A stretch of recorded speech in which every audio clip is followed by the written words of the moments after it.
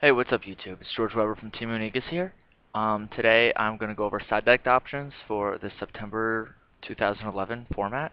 As you know, it's going to be mostly a chaos format, so I've come up with a little collective list of side deck cards you can use this format. So here we go. The first one, the first two I'm going to say, is going to be original ones I did myself that I think are going to be a surprise and win games. So without further ado, first one is Grave of the Super Ancient Organism. Its effect is that all face-up level 6 or higher special summon monsters on the field cannot activate their effects or attack. In other words, maybe sided in against agents because Christia and Hyperion's dead, maybe sided in against heroes because all their heroes are dead, sided in against Lightsworns because it shuts down their JDs. Uh, you cannot chain this card to the activation of the effect because it does not negate the effects. So if a card is already activated, the activated card will go through. But if you can read a Hyperion or a Christia coming, or if you can read, a zero or a zero or a Shining won't really have anything to activate to negate. But it is a good side deck option, even against stuff like X-Sabers. I mean, Fall Troll can't even use this effect at this point. So it's a great card, this format. I really, really like it, and I'm going to be siding it. The next card I like is Neospatian Dark Panther. This card effect is that you can select one monster your opponent controls. This card's name changes to that monster and it gains that effect. So in other words, it's like a copy effect. So basically, if they have BLS on the field, copy their BLS and remove it from play. If they have Chaos Sorcerer on the field, copy their Chaos Sorcerer and remove it from play. If you're a fairy player, set it in. They have Hyperion, copy Hyperion and destroy a card on the field. If you're playing against Lightsworns, copy Judgment Dragon, destroy all the cards on the field. Just stuff like that. It basically, you normal summon their boss monster. And I really like it. It's a huge card. Not a lot of people are going to see it. And it's dark for you people using Chaos decks. So worst comes to worst, you can use it as BLS and Chaos Sorcerer fodder. Next card, Necro Valley. If you're a deck that doesn't rely on your graveyard, I would side in Necro Valleys because it kills Chaos decks. It hurts heroes a lot if they're using a Miracle Fusion build. Um, I just really like it because now, especially with Call the Haunted at 2 and Monster Reborn coming around and all the Chaos decks everywhere, that's a lot of dead cards now. You got 2 Call the Haunteds dead, a Monster Reborn dead, all their Chaos Sorcerers and BLS become dead because they can't remove cards from the graveyard. Just it's so much disruption, and a lot of decks get hit by it. And if Necro Valley doesn't hurt your deck, I'll definitely consider siding it. Next card, Bottomless Trap Hole. I like Bottomless this format. It removes from play their Christia, it removes from play their Master Hyperion. Against Gladiator Beast, it's a good card too. Against Sabers, it's a good card. Heroes, it's a great card. Remove from play their Shining when it comes out. I just like it in general, this format. I mean, you got Gravekeepers running around too. Bottomless hits them. Definitely consider siding it, if not mained. Next card, Thunder King Raya. If you don't main this card, side deck it. Especially with the change in the XYZ rulings, basically now what happens is that, they do Tour Guide into Sangan, and then they exceed, and you negate the summon, so they don't get a summon, and they don't get a search as well. On top of that, he stops synchros, he stops searching, he stops a lot of things, and I really, really like him right now. Um, I main him, but if you don't main him, outside him. He helps so much, you have no idea. This goes with the search thing again, Mind Crush. Mind Crush is back at 2. This is pretty self-explanatory. Dark Soul Search, Mind Crush, Earth, Mind Crush, Proving Ground, Mind Crush, Sangan, Mind Crush. I mean, the possibilities are completely endless. So many decks search this format. Even with Duality in the tin, kids are going to be using Duality like crazy. So side in Mind Crush, Duality Reveal, take one Mind Crush. I mean, it's stupid good. Next one, Doom Caliber Knight. If you can play a Doom Caliber Knight correctly, it is a huge, huge, huge card. He negates Earth. If you're playing something weird, like Magical Merchant Chaos, where they just, set end and that's a merchant, Doom Cal, attack. Merchant gets fucked. Doomcow's just a great card in general. I mean, if you play him right and you know how to play him, he's an amazing card to side in, and he's going to be killing a lot of decks. And he's a 19 beat stick, dark, so he's more chaos fodder. Next one, Fossil Dyna. I've been using Fossil Dyna for 2 years now. Fossil Dyna has helped me in every way, shape, and form, no matter what. He has never failed to impress me. He's been in my side deck, like I said, for 2 years, and he has never not helped me. It's either set him, blow up the field, or play him, have some back row protection, and you're not getting over him, especially if you have advance with him. One thing I used to side him in, which I loved, which was my favorite side, was Ultimate Offering Gadgets, because, as you know, Ultimate Offering can be used during your opponent's battle phase. So basically what happens is they swarm the field with all their big special summon monsters. They go to attack, you're like, wait, I'm going to pay 500 to set a card. And they figure, oh, they're just protecting the life points, whatever, so they don't take as much attack anyway. And it's a Fossil Dyna, and the field blows up. They cannot see it coming, and it's just a great card in general. I really like Fossil Dyna. I'm going to continue to side him. He's just a perfect card right now.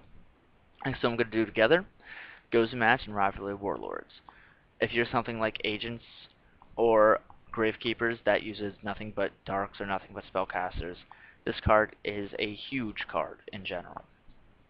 If you side it against something like Gladiator Beast, if you side it in against, Samurais are still kind of around with asceticism, you can definitely hit a lot of decks, even like Lightsworns, the one that does Attribute. Right? No, Type. The one that does Type, which I'm pretty sure is this one. Even stuff like that. You side into the deck you need it against, and it's just a great card in general. It's going to kill a lot of decks. I really like both of them in this format. Next two, DD Crow and Kaiku the Ghost Destroyer. They are both great cards this format. I mean, it's iffy from time to time which one you're going to side, because he needs to do battle damage, but he does get over Tengu, and he's a Dark for Chaos fodder, and then so is DD Crow. He's a Dark for Chaos fodder, and he removes a card from play. He's chainable. He's not. He removes two. He only removes one. He's a beat stick. He's not. The way I would decide is if you need your normal summons and you need to normal summon every turn, I would side the DD Crows. If you don't need your normal summon every turn, like you're something like Fairies where you just drop Hyperion at that point, I would side the Kaiku. It's something to use your normal summon on. And you can side it in against stuff like Scraps, other agents to remove from play their agents so they can't drop the Hyperion. Just general stuff that needs the graveyard, especially Chaos decks. Keep control of how many lights and darks they have in their graveyard. Once they drop a light in their graveyard, remove it from play, or once they drop a dark in their graveyard, remove it from play. Keep it only one attribute in their graveyard so they can't drop the BLS or the Chaos Sorcerer. Next one, Penguin Soldier. Penguin Soldier is an amazing card. It goes with the same thing I said with Ultimate Offering with the Fossil Dyna, and on top of that, you set them, you return 2 Synchros or Exceeds back to their extra deck, good game. Or worst comes to worst, it lives a turn, so flip someone, bounce one of their monsters, bounce your Penguin Soldier back, and then reset it. So definitely a great card, in my opinion. And he kind of goes along with the two other major bounce cards of this format, which are Compulsory Evacuation Device and Neospatian Grand Mole. Again, Grand Mole, normal summon it, attack one of the Synchros or Exceed, return them both, or Compulse, just return one of their Exceeds or Synchros. The only thing I don't like about this, I love this card. It's chainable. There's so many uses for it, but it is a -1 if you don't use it on a Synchro or Exceed. And then he is a +1 on Synchros and Exceeds because he just goes back to your hand and you can reuse him. Both cards have their benefits. I really like both of them right now. Next one, Puppet Plant. Puppet Plant, you guys are thinking like, oh, but 6 Samurais are dead. Why would I side Puppet Plant? Well, the thing is that what's great about Puppet Plant is he also does Spellcasters. So you got the Gravekeeper matchup pretty much covered. On top of that, you have heroes running around. So basically they're going to have like a 32 beat stick shining on the field, and that's about it.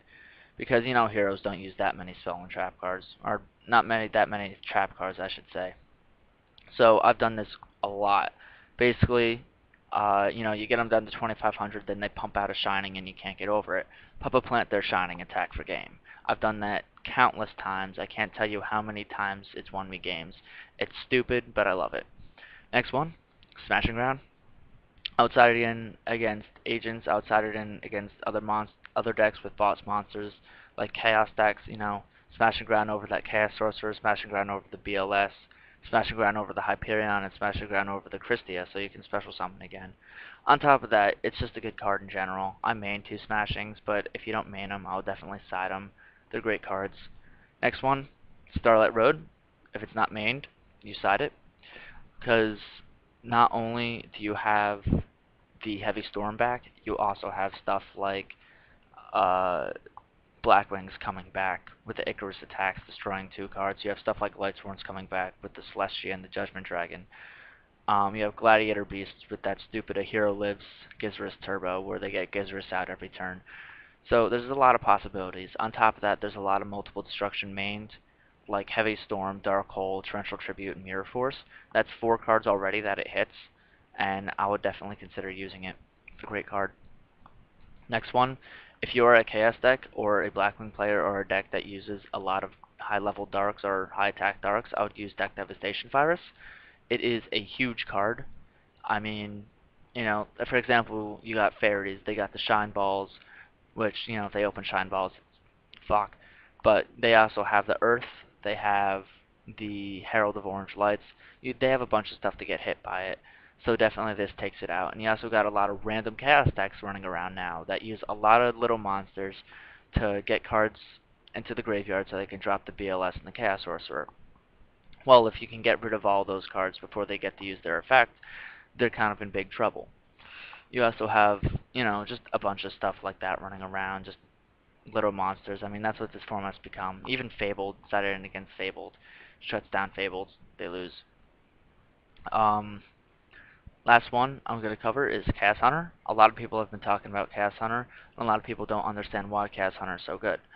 Basically, they drop the Chaos Sorcerer, and then you drop a Chaos Hunter on top of that. Basically, what happens is Chaos Sorcerer, BLS cannot use their effects anymore. On top of that, Bottomless and Deep Prison doesn't work anymore, which is used a lot now. And Macro decks, it sucks against. On top of that, against a major deck that special summons a lot, it's a 25 beat stick that you can drop on their turn. There's nothing really bad about it. I like Chaos Hunter. I would side it. So yeah, that about wraps it up for this video. I gave you about probably 30 cards that you can side deck right now. Yeah. So if you guys have any other cool, interesting sides that no one's going to be seeing, like these 2 bad boys right here, go ahead and tell me. Because the sides I like the most are stuff like that, where people don't see it coming and people don't know about it, and then all of a sudden it comes out of nowhere and people lose to it. So those 2 cards, for example, are one of the best side deck options right now because no one knows about them. So if you guys know any more cards like that, feel free to tell me. Put them in the comments below. We can discuss it. We can talk about why it's good, why it's bad, whatever. I'd love to hear your guys' opinions on side decks and stuff like that. So yeah, these are a good 30 cards you can use right now. And I'm going to leave you guys with that. So peace out. Don't forget to subscribe.